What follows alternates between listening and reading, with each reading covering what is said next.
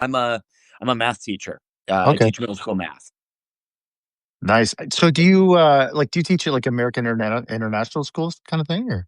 I do, yeah. So I'm teaching at Taipei American School here in Taipei. Nice. Very nice. You know, when I was a kid, as a teenager, a bit of an echo here. I'm not sure if it's coming. Do you hear that when I talk? I Or it's don't just hear an me? echo. No, Eh, but yeah, I don't hear it. Okay, maybe it's just me. Actually, I'm gonna go get a different set of headphones here. Maybe that'll make a difference. Um, Okay, yeah. Anyways, I lived in Romania when I was a kid, okay. and we went to an American international school there. It was a wonderful education, actually. Yeah, just give me one sec here. So, Yeah, just in case people are wondering, it is 9 p.m. on a Saturday here, so I am having a beer. In case you're wondering what this is. nice, nice. All right, let me try that again. Can you hear me? Okay. Yeah, I hear you fine. Okay. Let's see. Let's see if that's any better. Uh, yeah, awesome. So, where are you from originally? I'm originally from the Milwaukee, Wisconsin area, so Gotcha. yeah, I lived Nice. there Yeah. for So, until I was about 23, and then I graduated from college, and I just went to go traveling what I thought was going to be a year or two, and I've been living overseas since then. wow, man, that's amazing. Yeah, my wife and daughter are actually in Australia right now. Okay. I'm gonna take these headphones off. I'm getting some weird feedback here. Um, yeah, actually in Australia now for a couple months. A couple months trip. So my daughter will be coming back in a couple weeks, and my wife will be coming back in December. Okay. So And yeah. how old's your daughter then? So my daughter is 20. Oh, okay. Yeah, yeah, for sure. So what's your? I mean, I'm obviously we'll get into it, but what's your family situation? Well, my I'm married. My wife is Japanese, and Hmm. I also have a 20-year-old daughter. Hmm. Nice. And and my son Lucas, he would be 21 right now. Yeah. Does your daughter live? Like, does she live with you still, or? No, she's in the States. So she finished 2 years of college, and she Hmm. decided to just take a break, take a year off. And so she's living in Milwaukee now. Just Mm, yeah, just living and working. She's got her apartment, got her part-time jobs. So nice. What's it like living so far away? I mean, again, it for me, I do. Technology has allowed me to be closer to people. When I first left, I would have to like I was sending a lot of written letters, and I would probably I would save up so I could call my family on a payphone for Thanksgiving, things like that. Um, but like nowadays, it's so easy to stay in contact. Mm, Uh, because I'm a teacher, I have the summers off, so I'll usually spend a month or two in the Milwaukee area and hang out. So I do miss that. But to me, like I've spent more than half my life overseas at this point, so I'm just kind of mm. used. Like I have my daily routines, like most people. I go to work on the weekdays and the weekends to relax, hang out with friends. So. What's something uh maybe like surprising maybe about living where you do that people might not know, or something you enjoy about it that's maybe different from US culture. Well, I mean, so people hear Taipei. Uh, I guess my when I was growing up, people like I always thought of, hey, that's what it said. All my toys said made in Taiwan. Right. Um, Taiwan, people are very friendly towards I'll say Americans, and um, I like it is like everything is really easy living, despite the fact that there's a bit of a language barrier. But when I'm in the city, it's very easy to people are very willing to communicate.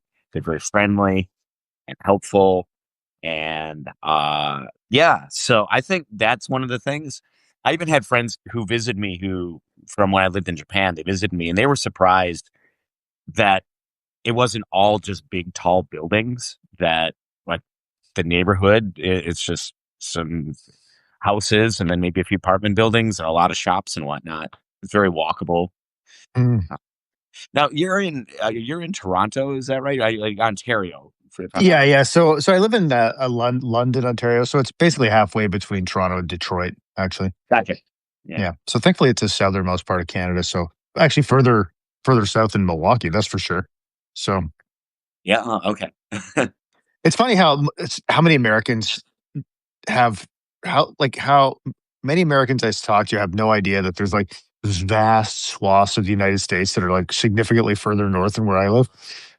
Well, I do know that the southernmost part of Canada, which I think is in Windsor, is Yeah. actually below the northern border of California. I remember reading Yeah. that. Oh, totally. Yeah, Yeah, totally. I mean, yeah, I mean, if you look at like along the prairie provinces, like so, like Montana and like North Dakota. I mean, they're way further north than me, man. So yeah, yeah, yeah. Well, let's talk about Lucas. So sure, yeah, I'd love to. I mean, start wherever makes the most sense for you, I guess. But yeah, I'd love to hear the story. sure. Well, I mean, I'll talk about him as a kid and whatnot. So he was always just this really, really bright kid. In fact, I think he was a little too bright for his own good. That I think he felt like he was too smart to for anything really bad to happen to him, and he didn't Mhm. like listening to other people. I mean, I get that's coming across as very negative. He was such an awesome kid. He was really into baseball. He like even as a young kid. So I'm talking probably about 6 years old. We took him to a professional baseball game, and my friend took bought a scorecard for him and taught him how to keep score. And every time after that, even from the age of 6 or 7, he had to fill out the scorecard. And so he would pay attention every game.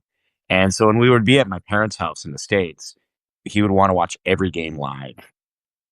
So um, we would play a lot of board games as a family. He had a really good strategic mind for that sort of thing. And then even like he died his junior year of high school. Um, and I mean, I don't know how much like what this how much this will mean, but he was taking three AP courses, advanced placement courses in junior year of high school. He was taking BC calculus. He was taking AP economics. He was taking AP Japanese. I think the Japanese was a little easy for him because he spoke Japanese with his Yeah, mom, but yeah. the reading and writing's no joke. He was taking honors bio, like he was taking a lot of really heavy duty classes, and so I believe that he was under a lot of pressure. He put himself under a lot of pressure because I feel like as because he went to the school where I teach. And so I Mhm. think there was a lot of pressure that he put on himself as a faculty kid that he really wanted to feel like he belonged there. And so when we first discovered discovered his body, we believed that he had intentionally tried to die, and it was actually probably after a little bit of examination that we came to the conclusion that well, we found that he had tied an electrical cord into a noose, put it around his neck, and he didn't have his full weight like supporting him. Like he was resting on one of the struts of his loft. So it's like I've later come to realize that he was self harming, like he was using self strangulation as a coping mechanism to Mm, alleviate stress. So I think he was under a lot of stress. man. So did you leading up to his death, I mean, what kind of I mean, did you feel blindsided by it? I mean, I'm sure it's one of those things where you can look back with the benefit of hindsight and see all these red flags that maybe you weren't so obvious at the time. But I mean, what was it like leading up to it? Like it was everyone was blindsided. Uh, Wow. yeah, he was seeing the school psychiatrist or psychologist, I think, not psychiatrist, but school psychologist. Um, a Mhm. very good, like a good friend of mine was his academic advisor, which also acts as a counselor. Um, like his friends, teachers, no one saw it coming. like even the night before, we had dinner, um, and he was like, he had baseball tryouts the next day, and because he was a junior, uh, he had played for a few years. He was one of the pitchers. Loved baseball to death. Was so excitedly talking about how strong the team was going to be that year, and the fact that there were so many juniors on the team that they were going to be really strong the year after. And like 12 hours later, he was dead. So unless there was a huge, huge shift in his thinking, which I've heard from suicidal friends that it can happen, that you can just be Mm. in such a dark, dark place that you're not thinking rationally. But unless there was a huge shift, I kind of I would find it very surprising that he took his own life, Hmm. like deliberately, like that he just deliberately tried to end his life. Um, Do you think it was a self strangulation, like him doing that thing went wrong? yes, yeah, Mm. yeah. I think and this is where what I was saying about I think he was a bright kid, and I think he was just it was his mind that he was just too smart to die like that, and so he did something very dangerous. Assuming he would wake up, and what I would imagine happened is that he passed out, and and then he never regained consciousness. Um, and also like thinking he knew his mom loved him, and his mom would have been like his mom was the person, so my wife was the person to find him, and I find it again. This is my supposition. There may be people who would disagree, people who have gone through suicidal thoughts who would disagree. Um, but I don't think he would have done that thinking that he was going to have his mother, a person he loved, Mm. find his body. Right. But I mean, yeah, I mean, I essentially so we live a 5-minute walk from school, so our kids like would get up at the last possible moment to get to school, Okay. and so it, and it was a struggle I wanted no part of, so I would just leave, and I would leave and go to work early, and my Right. wife was the one to to fight with the kids to get them out of bed.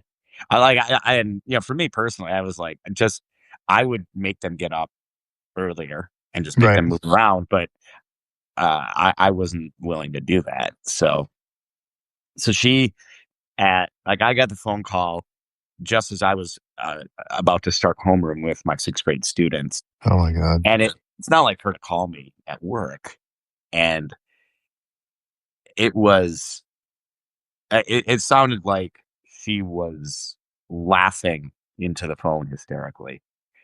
And it like and because like I saw that was her number, I saw that it was her calling, so I was like really upset. Like, why would she do that? That's crazy. Did you Um, know what she was were you able to make out what she was trying to say at first, or no, it was like she was essentially, I later learned she was sobbing hysterically and Mm. she couldn't get the words out. So I knew something seemed pretty wrong. So I left the room, called her back.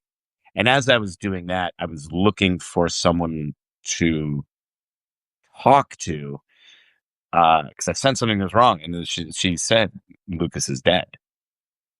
Holy And shit, was man. sobbing uncontrollably. And uh, my principal was just outside the door. Like he was a little ways down the hallway. I saw him. I went up to him and I said, I think something's terribly wrong. I just got a call from my wife. Um, and I think Lucas is dead.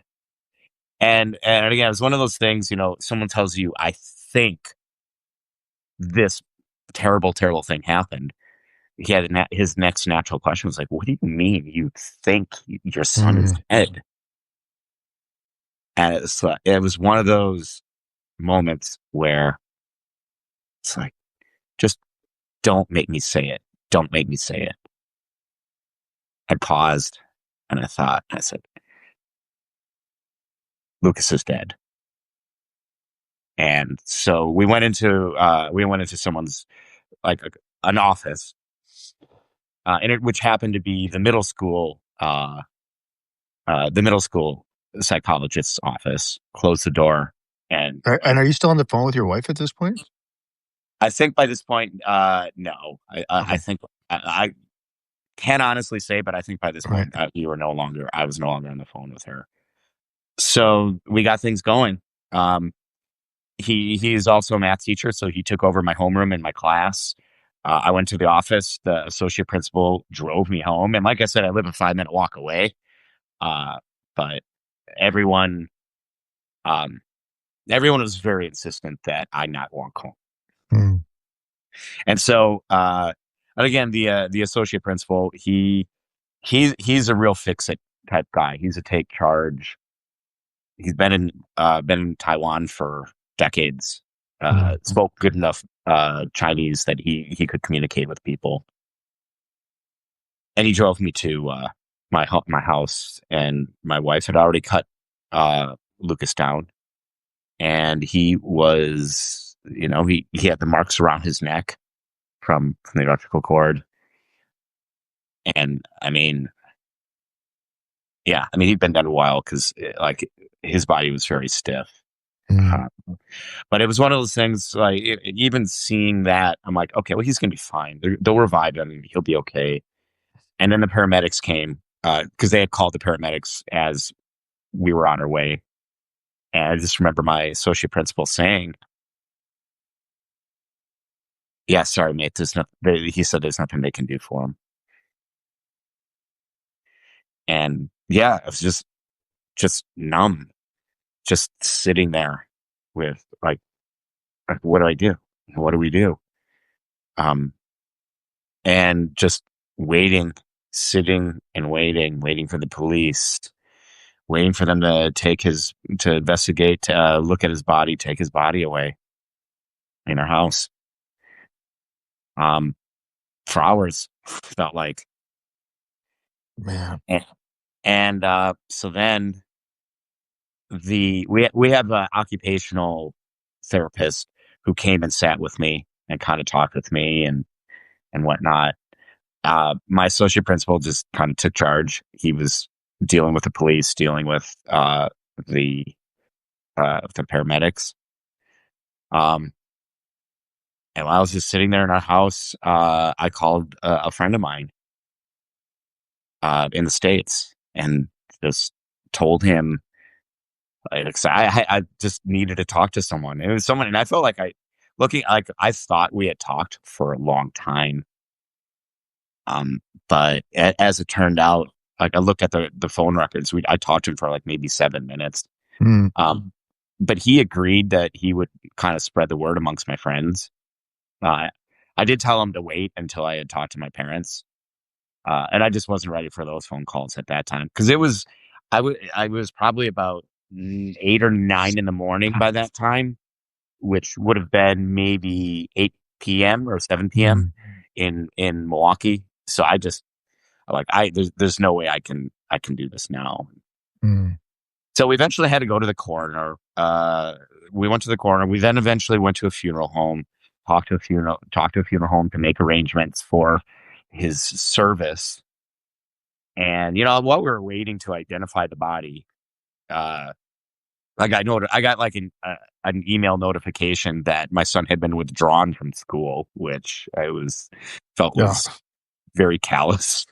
I mean, I get it, but I'm like, I think he can do better, and I think by now they do. But Kind of reminds me. It reminds me of like calling to cancel my daughter's phone line and them trying to upsell me on like there's these fucking processes that happen like that are just devoid of any human context, you know what I mean?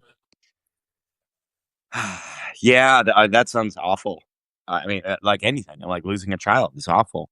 Yeah. Now, how long ago, if you don't mind me asking, how long ago did Chloe Yeah, die?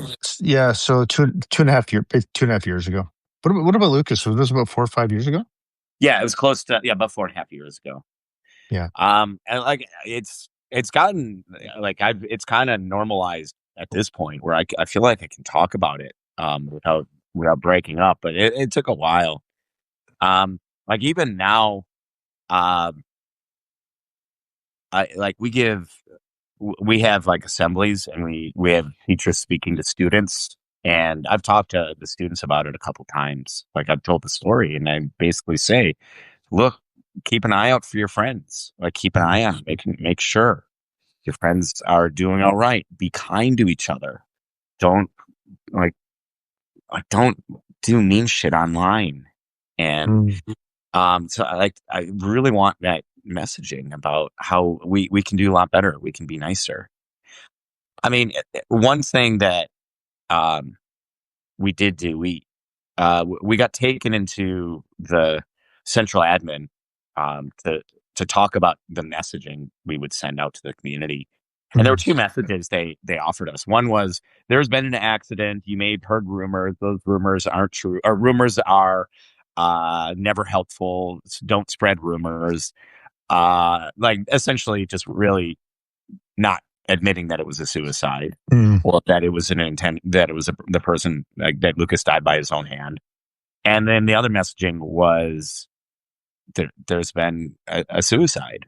And both my wife and I kind of looked at each other and just I was almost confused. It's like why would I want to say that first one? Like mm, why would I want to pretend like that's what happened? Even if I thought that that's what the message I wanted to give, like there is no way that that we're going to keep it quiet that he died by his own hand. Like mm. it's and so What made that it? was yeah. What made it important for you?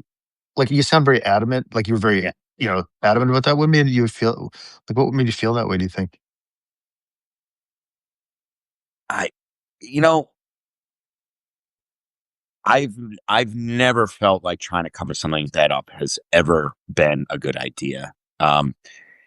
Well, one, I think being fully honest about a situation um is the best way to like just complete openness. It's just the best way to um to approach a situation because once you start hiding truths, then you've got to remember what you said to who. And I mean, yeah, and I like I've seen people try to hide something, and it just gets way more blown out of proportion. Rumors make the situation way like what people believe happened then is way worse than what the honest truth is. And then once you create a false narrative, it's really hard to get back to Mm, the truth. So I've seen it happen amongst my social circles. I've seen it happen um, in other contexts. It is it is so unhelpful to try to hide the truth.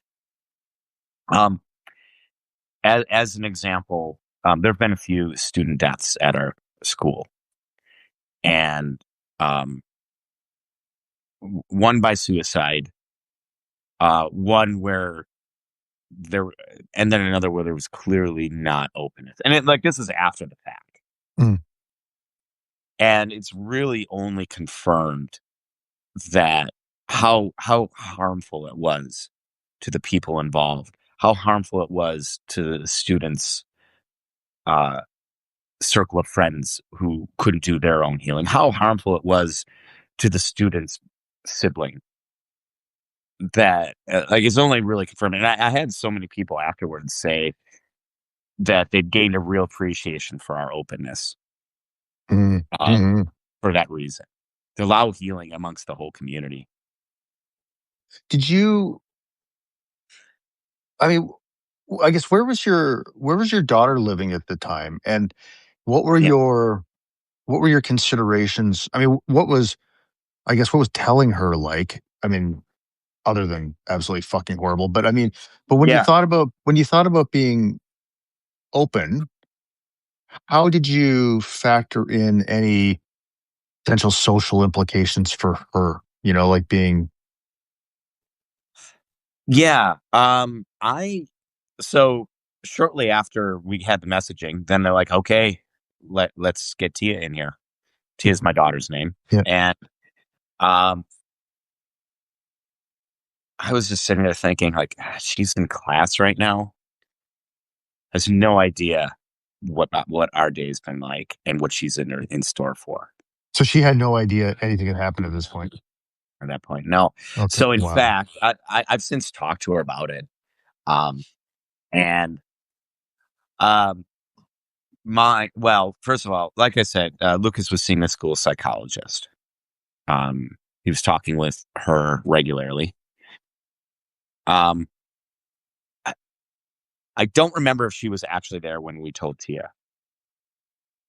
I do know that she was initially unable to come because she was so broken up over Lucas's death. Because I think she became close to Lucas. In fact, Lucas had started seeing outside help because he had ADHD, and so he Mhm. was seeing a psychiatrist at in a local clinic in order to get medication. And our school psychologist had told me that she was glad that he was starting to see someone else because she was going to have to refer him to someone else because she was starting to become too close to him. Mm. And as a professional, she said, like, so I knew, I think she took his death, like, very personally. And not to say Mhm. she wouldn't have taken any of the student Right. death Right. personally, but yeah. And so it kind of fell to um, Lucas's academic counselor, who is also my good friend, to tell Tia. So we were in a room with the high school principal, probably the middle school principal, like my principal as well. A room full of people in the central office that Tia was called into. And I've since asked her, what did you think? She's like, I thought I was in big trouble. Mm. She had no idea. She thought it was something that she had done. And um, my friend, Lucas's counselor, who told her, had said to me, I'll forever be known to Tia as the person who told her brother died. Mm. What made you? What was your like? I mean, not that there was probably much of a thought process at this point, but like, how did you decide to tell her that way versus you telling her on her own? Like, what was how did that happen? I mean, you know, I mean, that is how I think I would have done it because at that point, I don't know how else I would Yeah. have. Um, I think there were professionals in the room who probably knew the best way to say something like that, Mm. and I think I had put a lot of trust in their expertise. Mm. Yeah. What was the? I mean, what were the days, weeks, and months like in the immediate aftermath like for you and your family? I mean, I again, if you, I had to look back at how long it was I didn't, like I was off for. A lot of just sitting around. I think I had arranged for the funeral to be a few days after. Mm. Um, the funeral home misunderstood. They thought it was going to be 10 days after, like, because I wanted it on a weekend where people could Mm. attend. And they were actually a bit surprised, like, why do you want it so fast? I'm like, I just want it done. I can't Mm. sitting on this. And it was because it was stuff that was something I had to do. And after the funeral was done, it was just sitting around crying, watching TV, feeling better, feeling bad, crying again. Like it was just a lot of nothing. I did have one friend who took a day off to go for a bike ride with me on a sunny day, and I mean that was a good day. I did have friend people coming by to drop food off, and so they'd sit with me and talk. So that was probably about 10 days worth. Then my principal, he said, "Can we meet to kind of talk about next steps?" And so we met, and he says we probably should meet off campus. And so we did. We met at a coffee shop, and like we had parent teacher conferences. This is in the spring. We had parent teacher conferences coming up. And I'm like, yeah, well, I mean, I guess I'm going to do parent teacher conferences. Like, I'm still of the mind that like this is a really important thing. Mm, And how could I miss this? This is so important because parents really want to know about how their kid's doing in math class. And he's like, yeah, no, you're not going to do this. And like, for me, I was like, really? I thought there was like, of course I have to do this. mm, And he's like, like you're going to get some really awkward questions. And it is, why don't you come back the day after? And so that's what we decided. And so that was probably, like I said, it was off maybe 10 days. And, one thing that comes to mind is we love board games, and there was a certain board game that I knew Lucas wanted. He had talked about that was coming up on Kickstarter, and I remember him telling me about, yeah, you should get this game, and then we can play it. And then I was like, yeah, well, that'd be great. And then I kind of looked at him. I'm like, wait a minute, how can we play this game? You're dead. And then I woke up because I realized it was a mm, game. And so there was like a lot of moments like that. And so then it was like that realization all over again that, mm, oh my God, that was real. Like, and like just the thought of just losing him all over again. And I had a lot of moments like that. I was seeing a counselor daily at that point. mm, Um, Funny thing about, so with my boss, I also had to talk to the head of human resources to talk about things with regards to my son. And um, so I walked in with, we went in kind of through a back entrance through the basement with my principal and as we're walking in, there was a woman who was just like a worker in the cafeteria who saw me, immediately started crying, and then just gave me a big hug. And again, because like she's a cafeteria worker, and a lot of the cafeteria workers they're like Taiwanese. They don't speak English. Yeah. And here's this woman who like usually teachers don't associate with, like give it like seeing me mm, immediately, knowing that it was my son. And it turns out she's actually a neighbor of mine, and so she knew me and my family very mm, well. But my boss didn't know that, and he's looking at me like, "Oh my God, who are you? How do you know people this well?" mm, mm, I was like, "No, she's my neighbor. She's my neighbor." Um, but then it came to light that in Taiwan, there's a lot of superstition towards like a house or an apartment where someone's died. In mm, fact, with it'll knock off 10% of the value of the house, and there's been known to be like lawsuits over it.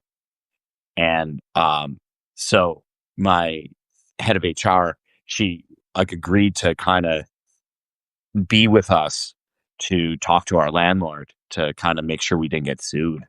mm.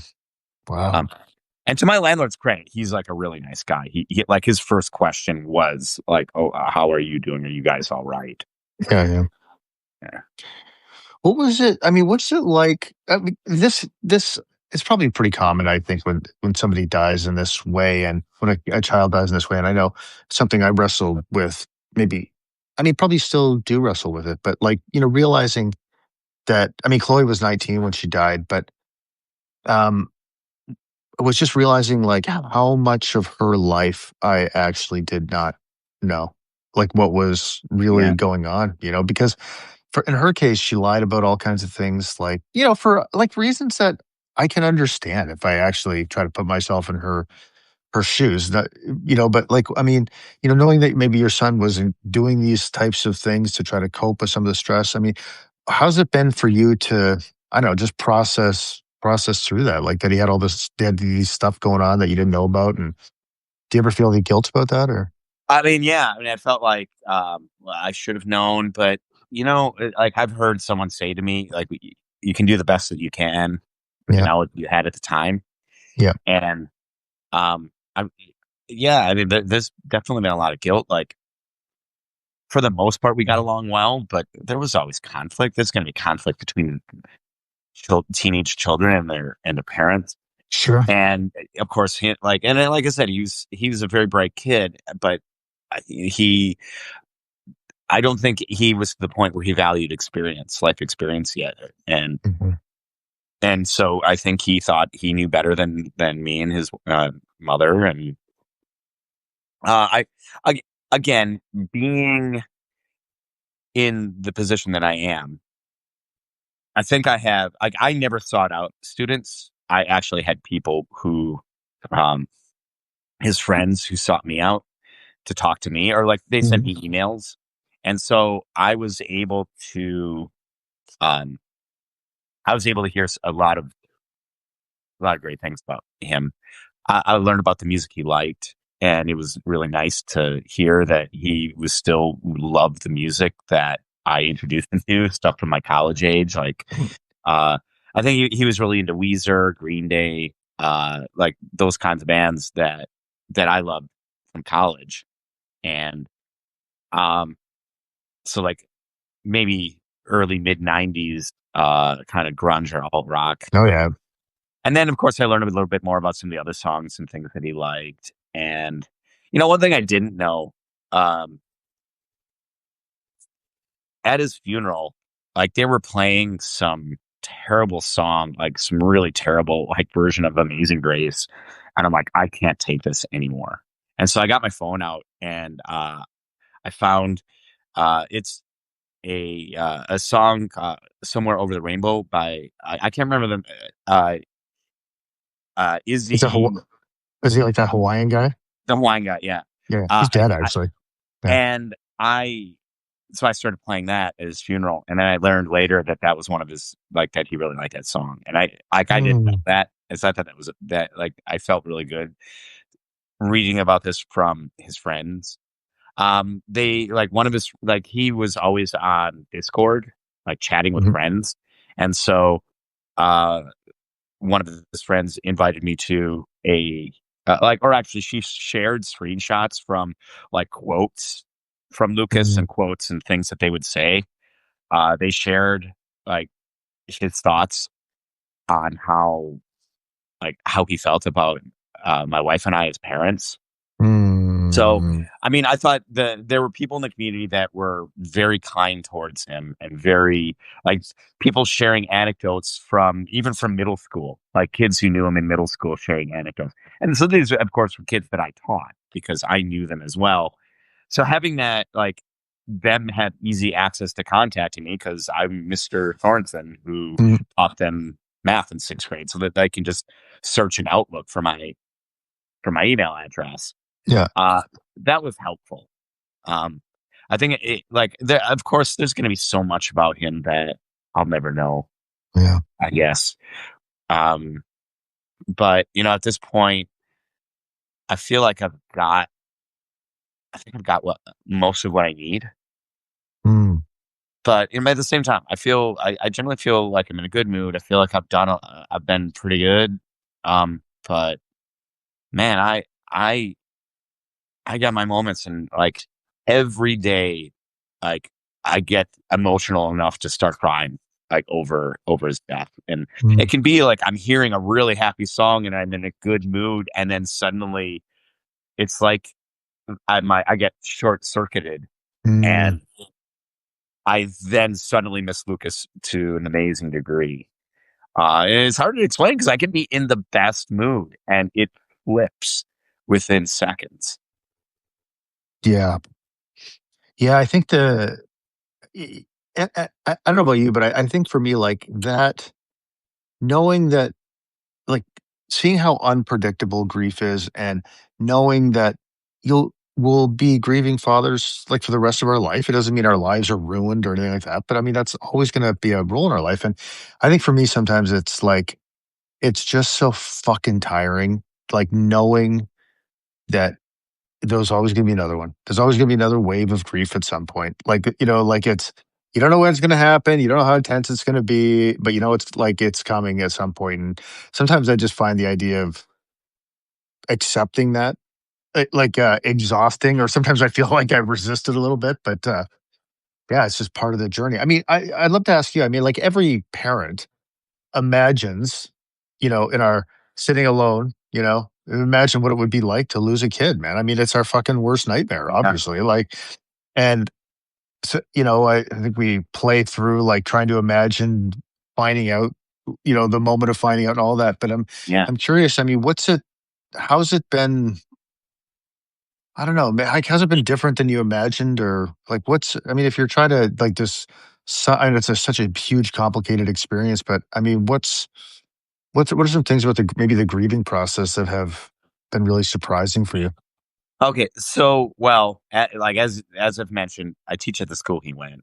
Now I teach in the middle school, but I would have to walk through the high school to get to my classroom, and um, just for the first year. So he died during COVID.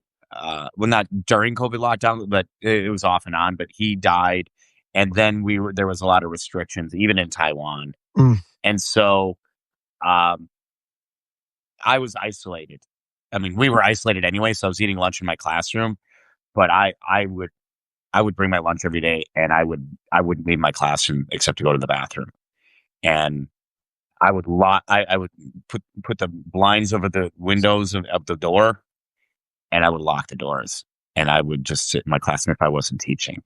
And it was really tough seeing the places that I knew that he went, places that mm, seeing people he hung out with. Um, so that was like that was really hard for a while, and I was so incredibly angry, like not like just irrationally, just for not even at anyone in particular, just feeling this this anger mm, so often. And at one point we had like because of COVID, then there like we really kind of lost contact with our colleagues. We just stopped really meeting as a group. We stopped mm, sort of socializing, and uh, the administration wanted to try and do something. And so they put people into semi-random groups and um, with with a couple prompts ahead of time. You could prepare something based off the prompts. You could prepare something, whatever, to try and like talk about your background, talk about who you were, like why you're in education. But again, it was completely open. The prompts were just there as mhm, if you didn't know what you wanted to talk about. And there was a woman in my group who had twin sons, Lucas's age, a delightful person. I taught both of her sons, delightful kids. And I'm like, I do not want to do this. I really don't want to do. And I don't know. I don't think she was deliberately put in my group, but I'm pretty sure my principal was deliberately put in my group. mm, And I'm like, what am I going to do? I don't want to just refuse to do it. mm, So I leaned in. I made everything like I just completely bared it all. And like I weaponized my grief. I wanted everyone to feel as terrible as I felt on a daily mm, basis. And I, yeah, and like I was very genuine and very earnest about it. And I just really, yeah. And I made everyone so uncomfortable. mm. I deliberately. And it was such a catharsis to say all the things that I hadn't been saying. And so in a way, like doing something with kind of bad intent. And like I've since talked to the woman who with the twin sons, and I apologized, and she even looked at me and said, "Oh my god, I can't like you're apologizing." I like Yeah. she thought that she had done something wrong, and I was talking to her about something I was upset with her about. So it took me about a year after that. Um, but that actually really opened things up for me, and I just remember that as being a huge turning point of Mm, I I feel a lot better for having said all that. And like that was really the lesson I took from that situation. Well, one, I don't like my intent was terrible and I felt bad and I don't think a person should do that. mm, But just that openness and suddenly it was like I was free to talk about it. And then I started writing. Well, I was writing, I think, prior to that. I think one of the things I wrote. So I obviously I had my Substack. I also have a website that all the stuff on the Substack is has the same stuff.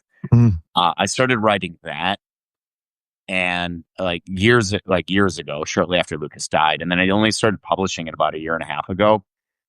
But suddenly, all that openness, there people were coming up to me and saying, I was like, I wanted to ask you about that, but I never knew how to ask you. I never knew how to bring it up. Or there was this thing I wanted to tell you, but I didn't know if it was okay to talk about Lucas.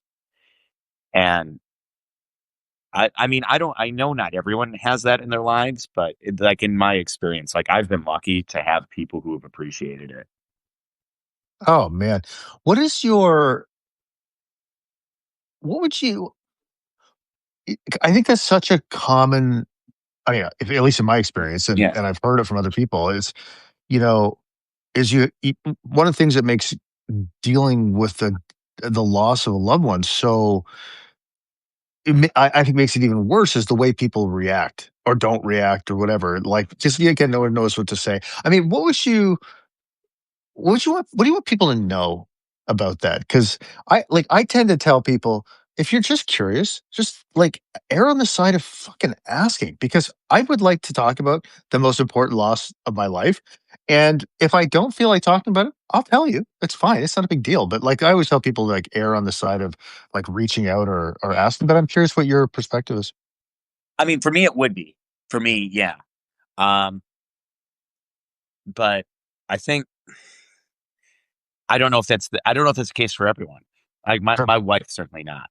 My wife doesn't want to talk about it. So, um, I found one of the most useless questions to be, uh, "Hey, Aaron, how you doing? Mm, Are you okay?" Yeah, once say, "No, yeah. how the fuck do you think I'm doing?"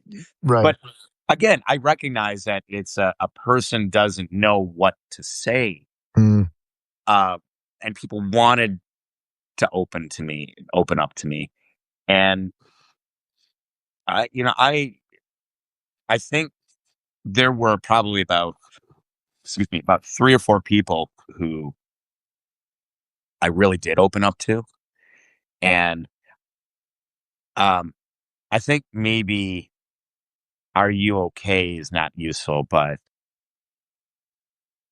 "What can I do to help? mm, Do you want me to do this thing? Do you like? Can I come over? Can I come over and talk? mm, Can I come over to hang out?" mm, Um, and things like that. I think that is the helpful because like what are you gonna say if I'm walking down the hallway in between classes. Oh yeah, hey Aaron, how you doing? Oh well, I'm better now. About 5 minutes yeah. ago, I saw something that reminded me of Lucas, so I had to duck into a stairwell and start crying, and so no one would see. And I've kind of just recovered. I feel a lot better now. Thanks for asking. I mean, Right. like, what do you say to fucking how are you doing? Are you okay? Well, and you also I mean, I think when people ask that question, there's this implicit Yeah, under like, at least belief that y the other person wants you just to say, "I'm fine." For right. you know what I mean? Well, I know, But and that's why it's yeah. such a useless question. So there's a song, and again, Lucas, I believe like this song as well, My Chemical Romance song. Mm, It's the name of the song is "I'm Not Okay," and then in parentheses, "I promise."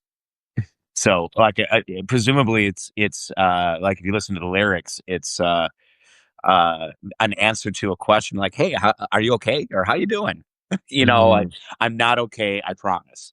mhm, And mhm. there was actually listening to that song that made me realize, you know what I need to I need to start being honest if people ask me, "Are you okay?" or "How are you doing?" At least some of the time, to certain Totally. people. Yeah, Yeah. absolutely. What are some of I mean, give as much or as little detail as you want us, but, like, how have you found, uh navigating like all the potential maladaptive coping mechanisms. Like after my wife died, I fucking drank my face off for years and years. Like Yeah. how's it been? Okay. So, I definitely like I didn't drink for a week. Like after Yeah, Lucas died, I'm like, I, I think I know where this is going to head. yeah, yeah, Because I'm moderate to heavy social drinker, yeah, and I'm like, I can see the temptation. Even my wife, she did like I had intended on not drinking for like a week, and she even pulled me aside prior, and she said, You can't just crawl into a bottle." I mean, she didn't say yeah, like yeah, words. She's like, "We need you. yeah. You can't do that." And um, I think it's been mostly okay. Um, yeah, definitely. No, I think there have been, but so I get injured a lot, and this kind of goes in along with I've been injured like cycling or Mm, riding scooters or whatever. I've had compound fractures with bones sticking out in my arm, my leg, um, Jesus. and I walk and everything works fine. And it's one of those things that you don't realize. Like it seems like so terrible if you see it in like a TV show or movie. It seems so terrible. And then for me now, because I've experienced it, uh, it doesn't seem like I'm not afraid of injury. I'm like, oh, it's gonna suck. It's gonna be Mm, inconvenient for a while. Um, I think after Lucas died, I wasn't actively trying to die, mm, but I didn't care if I died. I was being so careless. mm, And I think that, and again, people are concerned about me for, I think maybe for that reason. And to be honest, the times that I've injured myself has just mostly been due to inattentiveness rather than mm, like, like deliberately trying to hurt myself. But I think that is probably the most maladaptive behavior that I had. mm. So you mean like taking But extra then, risk on your bike and stuff like that kind of careless? just yeah, just not being careful. Mm, Just really barreling down that that hill mm. on the way home. Just and yeah, like I think that was probably the thing that I was doing that was the most potentially harmful. Did Um, you how did but you along Oh yeah, go ahead, go ahead, sir. what I was gonna say along the lines of not being afraid of injury, I feel like I'm uh, I'm not uh, I'm not as afraid of daily fears. Mm, Like, for example, what if this person doesn't like me? What if I go into work and I find out that there's a report I was supposed to do and I forgot to do it? Or, uh, like, I have experienced probably one of the worst things, as have you, that any parent can ever experience. I seriously do not give a fuck about so many things at this point. mhm, I'm like, that is not going to hurt me nearly as much as I've already been hurt. right. Yeah. Yeah, puts in perspective for sure. What's it been like for you? I mean, one of the things that I think one of the uh, beliefs are, that the guys tend to labor under is, we look at ourselves, our roles as, obviously provider, fixers. Yeah. And one of the things I think is really, I mean, really difficult is not only like when you lose someone, like when you lose your son, it obviously impacts everybody in your family. And you watch your wife, Tia, they're suffering and you can't fucking fix it, man. Like, what is that? I mean, what was that? What's that been like? Well, So I've seen people have tragedy happen. I mean, different tragedies, like they've lost a loved one, they've had a divorce, whatever, and they've just fallen apart. Like one friend of mine lost her house over not taking care of stuff. Mhm. And it made me realize I've I've got to just get back to work. I have to work. I can't like it was really hard, but I just had this sense of duty that I had to Mhm. do that. And um I again, my wife's withdrawn socially as a result of this, but that's how I protect her is Mhm. I protect her from unnecessary social obligations Mhm. as much as I can. And at the same time, while I was working, it was she knew how hard it was for me to go to work. She would I used to buy my lunch. Well, I buy my lunch again now, but I during that time, I would get my lunch at school, just eat in the cafeteria. Mhm. But she would go to the she'd get up, she'd leave the house at 6, go to a local sandwich shop and buy me a sandwich every day. And she would create a safe place for me at home, Mhm. knowing that I would be in an emotional wreck after having been at school all day. So we protected each other in our own ways. And so I feel like, yeah, I couldn't shield her or help her um, with regards to Lucas's death, but I could help her, in the way that I felt she needed. And then she could help Mhm. me in the way that she felt I needed. That's awesome, man. Well, I know we're coming up on an hour here, so I guess maybe the last question is I'd love, I mean, just for you just to take a moment and maybe share, like, what do you want people to just know about the experience of losing a child, either to, you know, as much as possible, prepare them if it ever happens to them, or if they know or love someone who has gone through this, maybe what you have to say will help them better, have a better idea of how to support them. But yeah, I mean, if you could sum up the experience or what you want people to know about it, what would you say? Um, I mean, I think it's important to give people like if you're supporting someone, you need to be able to give people grace. Mhm.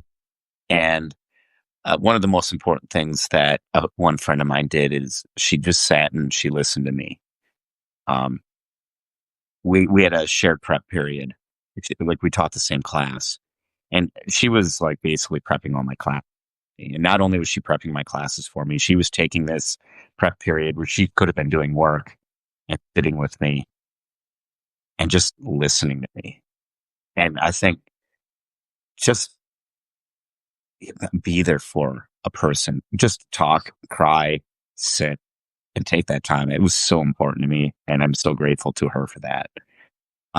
If you are a person who has lost a child, or then I think openness, being open about it, not to everyone, doesn't necessarily have to be everyone, but with a select few, you like with people, you need to be able to like that was like for me. Once it started opening up, the more I opened up, the faster and accelerated the healing was. And I think more than that, I mean, really, the question is how do you prevent losing a child? Mm. Is um, I mean, just let your kids know how much they mean to you. Take any of their concerns seriously. Um, and I think that's really, I mean, and if they are struggling, get them help. That's great advice, man. So I mean, obviously we're doing this live on Substack, which means you're obviously on Substack. That's how we met. So what do you write about? I tell I tell stories about Lucas, like from when he was a little kid up until high school. Mm. I write about. I mean, I haven't done that as much about him. It was meant to be more stories about him, but I've sort of gotten away from that. Um, I write about what it was like from the point we learned about his suicide. So my first entry is basically the day he died. Um, and I write, and more recently, it's just been how I've been coping, what I've been doing, and insights that I've gotten um, after having lost a child. Awesome. Awesome. Well, I encourage everybody to check out your work on Substack, man. It's a contribution, and I really appreciate you reaching out, and I really appreciate your willingness to have this conversation and to be so open. I know, you alluded to that a few times, how much, it's hard to let down our shield and be open about what's going on in our head and heart. But it's like, it's just such a crucial thing for healing, for helping us process our own thoughts, for creating an opportunity for people to support us. Sometimes it requires us to actually go first, uh, to give other people the chance to be there and to hold space for us and listen. And I think your willingness to do that I mean, really what all I really want to do here is I want to help men and the people who love them navigate grief better, and because it can be, I mean, when you suffer devastating loss, it's life changing, man, but it doesn't have to be life ending. Your life is never going to be the same. But it doesn't mean, I always think of it like that, the Japanese art of kintsugi. You know what I mean? Like, you break the fucking pottery, but you put it back together. But it's different. It's still beautiful. It's just different than what you originally had imagined it. So, yeah, I really want to just acknowledge and honor the work you're doing, and the impact you're having on men and the people who love them. And I'm really grateful we got to have this conversation, man. Yeah, thanks for the invitation, and no, I'd love to keep in contact. So Absolutely. Absolutely, brother. All right. Well, hey, it's 10 o'clock your time. So I'm starting my day. You're ending yours. So yeah, hope you have a good snooze, my man. okay, yeah, take it easy, man. Take care, bud. Have a great day. I guess, yeah. Yeah, bye.